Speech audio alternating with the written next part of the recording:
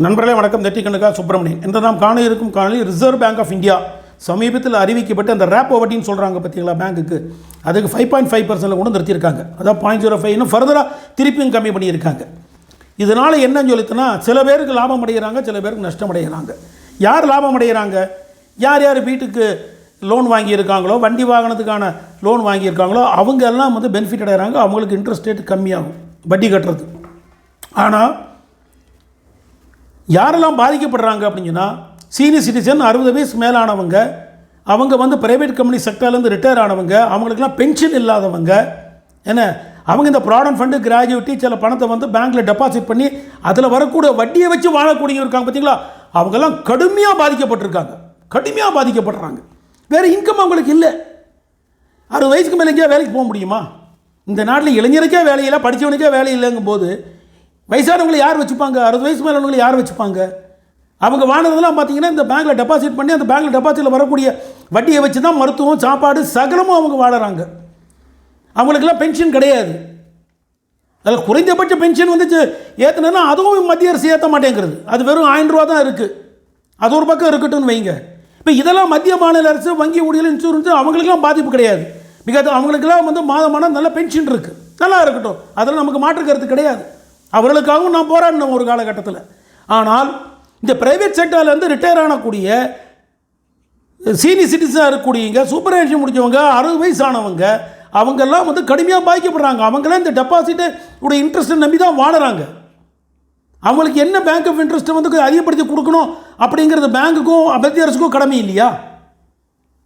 ஒருத்தர் கம்மியாகிறது சந்தோஷம்.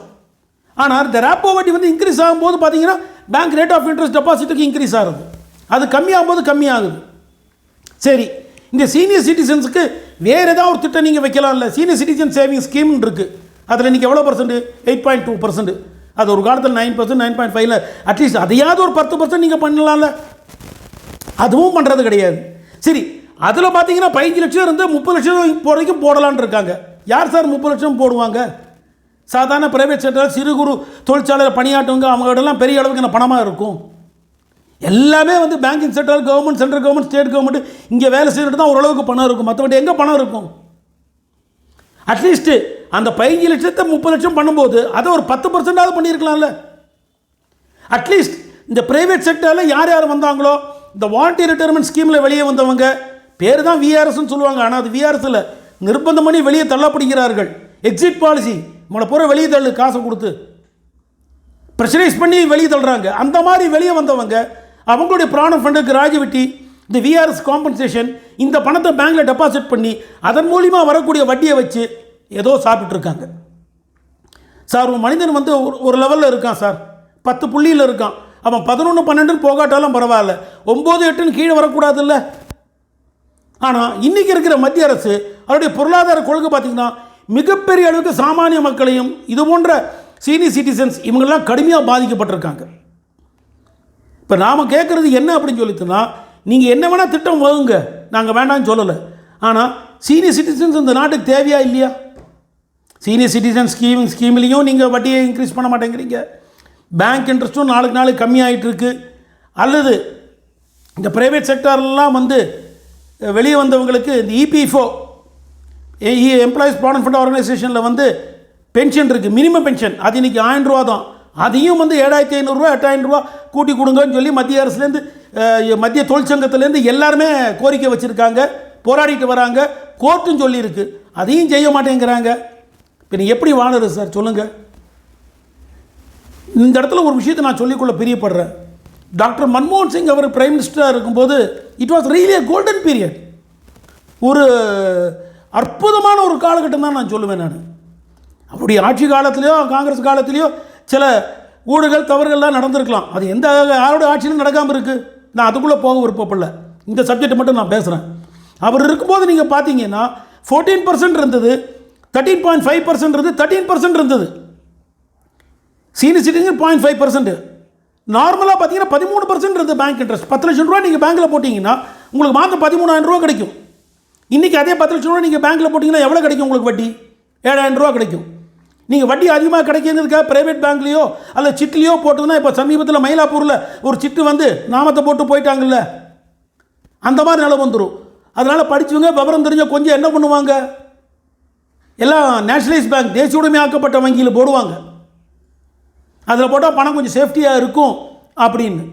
அது குறிப்பாக சொன்னால் ஸ்டேட் பேங்க்கு, கனரா பேங்க்கு, இந்த மாதிரி இன்றைக்கி மெயினான பேங்க்ஸ் இருக்குது பார்த்தீங்களா, அந்த மாதிரி பேங்க்கில் போடுவாங்க.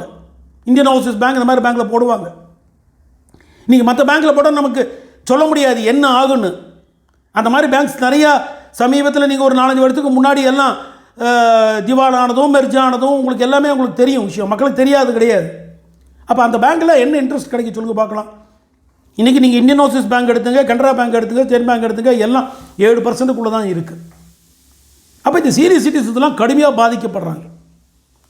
அதுக்காக வந்து ரிசர்வ் பேங்க் ஆஃப் இந்தியா வந்து அவங்களுடைய பாலிசி வந்து ரேப்போ கம்மி பண்ணுங்க, அதெல்லாம் நான் சொல்ல வரல. Senior citizen should be protected. அதுவும் குறிப்பாக பார்த்தீங்கன்னா பென்ஷன் இல்லாத சீனியர் சிட்டிசன்ஸ், அதை நீங்கள் ஒரு கணக்கு எடுக்கணும். அரசாங்கத்தில் டேட்டா இருக்கா மத்திய அரசுக்கிட்ட? நீங்கள் எல்லாருக்கும் பொதுவாக போட்டீங்க அப்படின்னு சொல்லுதுன்னா, யார் யார் பென்ஷன் வாங்கிட்டு இருக்காங்களோ அவங்க டெபாசிட் பண்ணால் அவங்களுக்கும் வட்டி அதிகமாக வந்துட்டு இருக்கும். நான் யாருக்கும் கொடுக்க வேண்டாம் கொடுக்கணுங்கிறத நான் சொல்ல பிரியப்படலை. நான் பாதிக்கப்பட்டவர்களை மட்டும்தான் நான் பேசுகிறேன். அப்போது சாமானியர்கள், ஏழை எளிய மக்கள் இந்த பேங்க்கில் வரக்கூடிய வட்டியை வச்சு வாழ நினைக்கக்கூடியவங்க, அதை மட்டுமே வருமானம் இருக்கக்கூடியவங்க, அவங்க நிலை என்ன? நான் ஏற்கனவே சொன்ன மாதிரி இளைஞனுக்கே இந்த நாட்டில் வேலை இல்லை, படித்தவனுக்கும் வேலை இல்லை.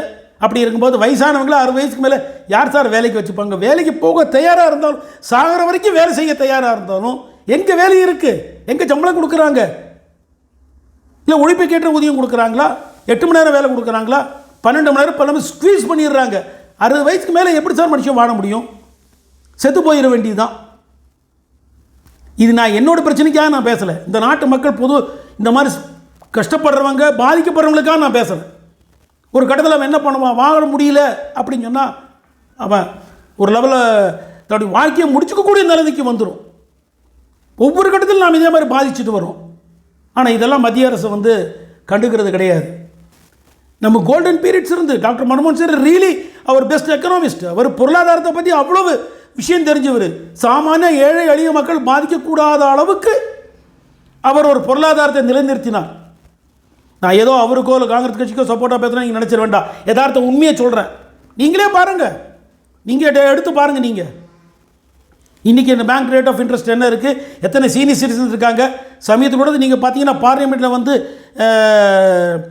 ஜெயா பச்சன் அவர்கள் சீனியர் சிட்டிசனை பற்றி ஒரு மிகப்பெரிய ஸ்பீச்சே கொடுத்துருக்காங்க. நானும் இது சம்மந்தமான 2-3 வீடியோ போட்டிருக்கேன். நான் இந்த சீனியர் சிட்டிசன்கிறது யார் சார்? நம்ம அம்மா அப்பா, நம்ம மூதாதையர்கள், நம்ம தான் சார். இந்த நாட்டுக்காக பாடுபட்டவங்க. They have contributed for everything. இந்த நாட்டுடைய அத்தனை விஷயங்களுக்கும் அவங்க கான்ட்ரிபியூட் பண்ணியிருக்காங்க. டேக்ஸ் கட்டி மாடலை, எல்லா விலைவாசி உயர்வு, எங்கேயும் சீனியர் சிட்டிசன் கன்செஷன் கிடையாது. அப்போ ஒரு அரசு என்ன நினைக்கிறது? சீனியர் சிட்டிசன்ஸ் தேவையில்லை அப்படின்னு நினைக்கிறாங்களா? எப்படி வாடுறது? ஆகவே தயவு செய்து இந்த காணொலியை பார்க்கக்கூடியவங்க, பெரிய பெரிய அரசு பொறுப்பில் இருக்கக்கூடிய ரிசர்வ் பேங்க் ஆளுநர் ஆகட்டும், அல்லது மத்திய அரசில் கூட அதிகாரிகள் ஆகட்டும், இல்லை ஃபினான்ஸ் மினிஸ்டர் ஆகட்டும், ஏன் பாரத பிரதமர் அவர்களே ஆனாலும் சரி, தயவு செய்து சீனியர் சிட்டிசனுக்கு ஒரு கணிசமான ரேட் ஆஃப் இன்ட்ரெஸ்ட் கிடைக்கிற மாதிரி வழிவகை நீங்கள் செய்ய வேண்டும். சீனியர் சிட்டிசன் சேவிங் ஸ்கீமில் இன்ட்ரெஸ்ட் ரேட்டை கொஞ்சம் அதிகம் பண்ணி கொடுங்க. இந்த இபிஎஃப்ல மினிமம் பென்ஷனை வந்து கொஞ்சம் உயர்த்தி கொடுங்க. அதே மாதிரி பேங்க்கில் டெபாசிட் பண்ணக்கூடியதில் இந்த விஆர்எஸ் வந்தவங்க, பிரைவேட் செக்டாரில் இருக்கக்கூடியவங்க பெரிய அளவுக்கு பென்ஷன், அதாவது மத்திய மாநில அரசுலாம் பென்ஷன் வாங்குறாங்க பார்த்தீங்களா, அந்த மாதிரி பென்ஷன் இல்லாத பிரைவேட் செக்டார்லேருந்து வெளியே வந்தவங்களுக்கு பேங்க் டெபாசிட்டில் வந்து ரேட் ஆஃப் இன்ட்ரெஸ்ட் கொஞ்சம் அதிகமாக கிடைக்கிற மாதிரி பண்ணுங்கள்.